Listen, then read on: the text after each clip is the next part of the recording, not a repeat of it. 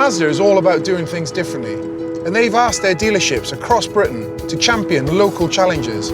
Members of the community also fly in the face of convention. Before I meet today's local challenger, I'm in Carlisle to visit the dealer who nominated them. Morning.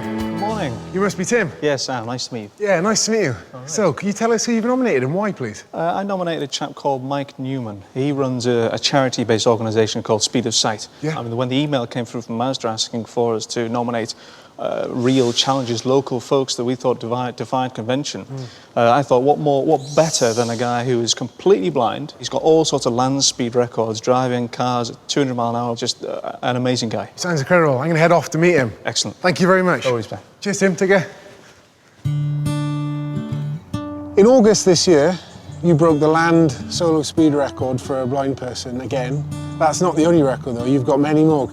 I've always loved cars, and when I was a little boy I wanted to be a racing driver, and I couldn't see, so that wasn't very likely. Got my first Guinness record on a motorcycle, and we achieved the land speed record in a car in 2003. I walked into a dealership and said I'd like to borrow a car to do this. You want to drive a car on your own at 150 miles an hour? And I simply said yes. And believe it or not, they said, okay, we'll support you. Amazing. And that set my dream to become the first person to drive over 200. It was a struggle getting there, but perseverance, self-belief, and a team support. What was the speed you topped out at? The peak speed was 204. Mike, ready for this? Certainly, I'm George. Ready when you are, mate. Okay. Absolutely. Awesome.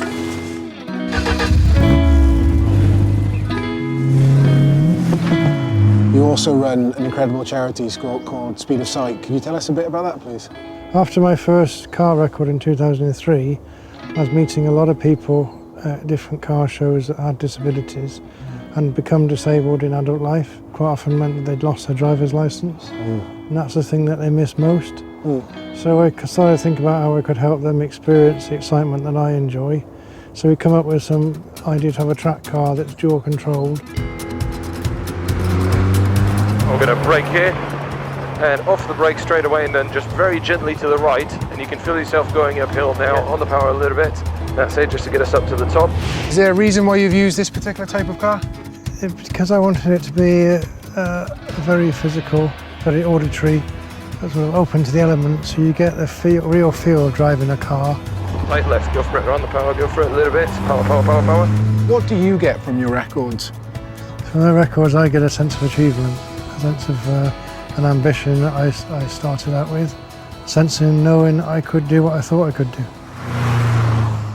Do you think it's important to challenge convention? I think it's important to challenge convention when convention is unjust. Hold on to your dreams, don't let anyone steal them. There's a lot of dream stealers out there. That's fantastic advice. I'm entering my first motorsport race. If you had some advice for me, what would that be? Win. I like it.